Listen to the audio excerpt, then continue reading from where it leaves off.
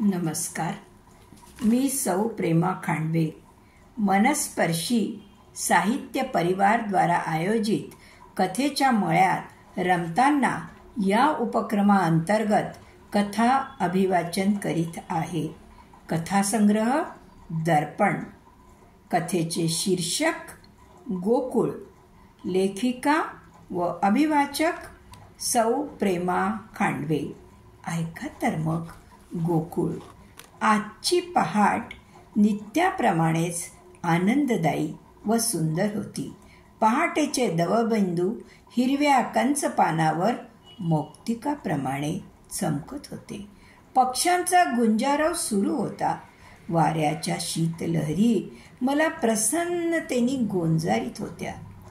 पण तरीही मी आज दुःखी होते, कारण आज मी ही वास्तू सोडून जाणार होते. निर्वाणाचा क्षण समीप आला होता. मी कोण हा प्रश्न तुम्ही विचाराल. ऐका तर मग. मी या वाड्याची वास्तुदेवता. 40 वर्षापूर्वी मोठ्या थाटामाटात माझी या वास्तूत स्थापना झाली होती. केवढी लगबग होती त्या दिवशी. पाहुणे मंडळींनी घर अगदी गजबजलेलं होतं.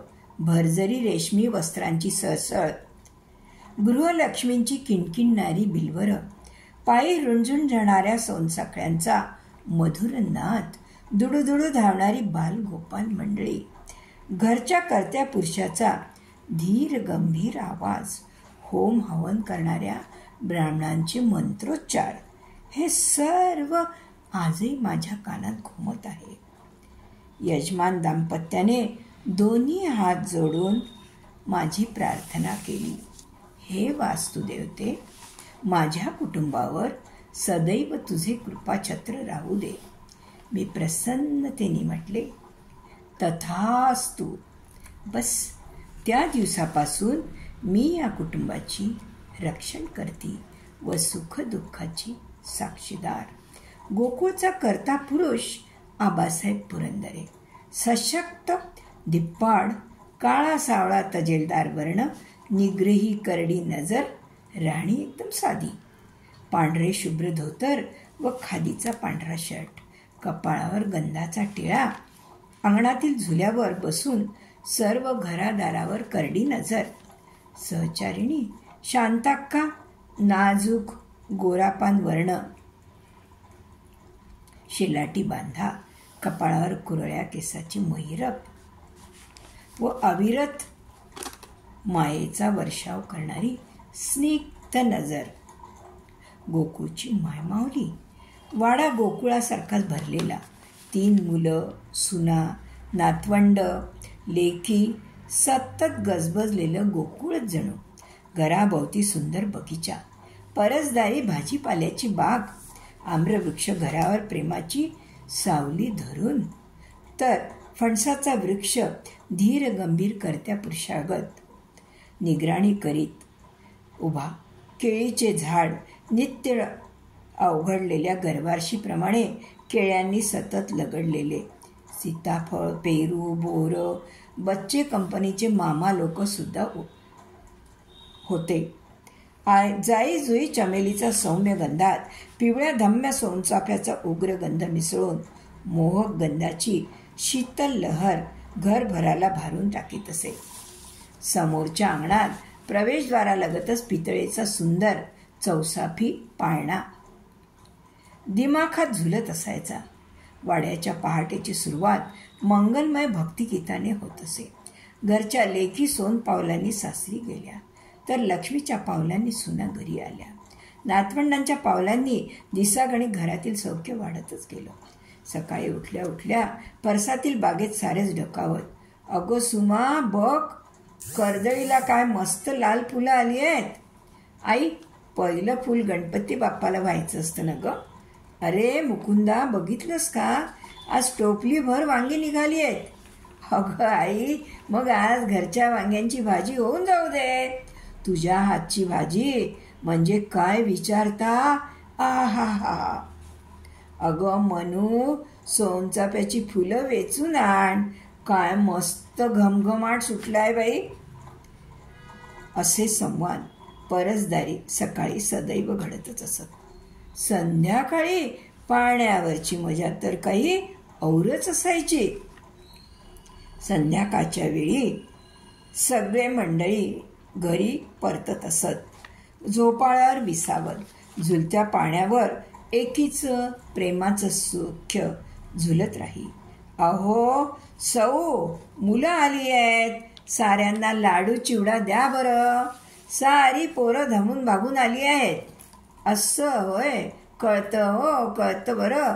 लाडू तुम्हालाच हवा असणार, पोरांचं उगीच निमित्त हो. शांताक्का लटक्या रागाने हसत म्हणत. तेव्हाचे हे संवाद आजही मला ऐकू येत आहे. हे असं सारं मोहक हृदयस्पर्शी जीवन होतं तेव्हा. काळाचा पडदा हळूहळू झपाट्याने सरकत होता. बगळ्या बगळ्या दूध दे, पाची बोटं रंगू दे, नदी की पहाड, नदी की पहाड खेळणारी पाखरं नव्या वाटांनी उडून गेली. वाड्यातली माणसं हळूहळू कमी होऊ लागली. प्रेमाच्या झुलत्या झोपाळ्यावरील गर्दी ओसरली. पाळणा एकटा एकाकी झाला व झुलणेच विसरला. परसदारीची बाग आता उजाड मायरान झाली. आता दिमागदार राहिला नव्हता वाडा. वाड्याच्या रंग उडालेल्या भिंती खिन्न उदास होत्या.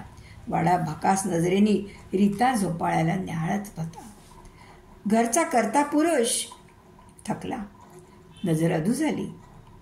आणि जेव्हा शांताक्का गोकुळची मायमाऊली जग सोडून गेली तेव्हा आबांसारखा धिप्पाड पुरुष फुलता खचला. मग विरह सहन न होऊन एक दिवस फणसाचा वृक्ष मुळासकट उन्मळून पडला. घरचा करता पुरुष गेला आणि गोकुळची रयाच गेली.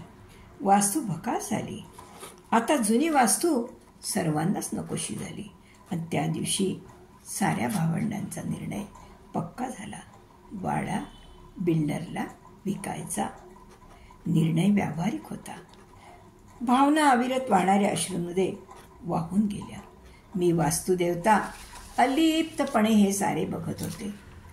मीही समजून चुकले की आपला इथला निवास संपत आला आहे. मोक्षाचा क्षण जवळ आला आहे. वास्तूचा विनाश म्हणजे पर्यायाने माझाच विनाश. 40 वर्षाची दरहर घेऊन मी जाणार होते. शेवटी तो निर्वाणाचा क्षण आला. सारी भावंड वाड्याला निरोप द्यायला जमा झाली. मजूर, ठेकेदार, बिल्डर, अनेक लोकांचे आवाज, यंत्रांची धडधड, खडखड, संमिश्र कोलाहल दाटला. साऱ्या भावंडांचे डोळे पाझरत होते. धडाधड घणाघाटी घाव आवाज व वाड्याच्या भिंती धडाधड कोसळू लागल्या. धुळीचे प्रचंड लोट, मातीचे ढिगारे यात मनातील वादळ अदृश्य होत होती. मी वास्तुदेवता आबासाहेबांना दिलेल्या वचनातून मुक्त झाले. पंख फडफडून वास्तूतून उड्डाण केलं. शुभास्ते पंथाना संतू. सर्व भावंडांचा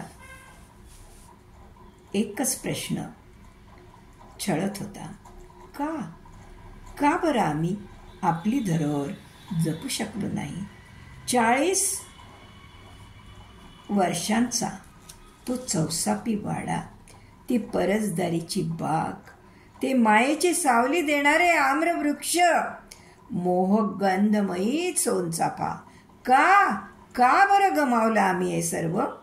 भावनांवर व्यावहारिकतेने मात केली की नवनिर्मितीच्या ध्यासातून हा विध्वंस आम्ही मान्य केला? विनाशातूनच नवनिर्मिती होते, निसर्गाचा नियमच आहे ना. आणि म्हणूनच साऱ्या भावंडांनी वेड्या मनाला समजावलं, हे वेड्या मना, विनाशाचं दुःख करू नकोस, नवनिर्मितीचा आनंद घे, नवनिर्मितीचा आनंद घे. धन्यवाद श्रोतेहो. तुम्हाला आपली माझी कथा आवडल्यास कथेला लाईक करा, चॅनलला सबस्क्राईब करा. धन्यवाद.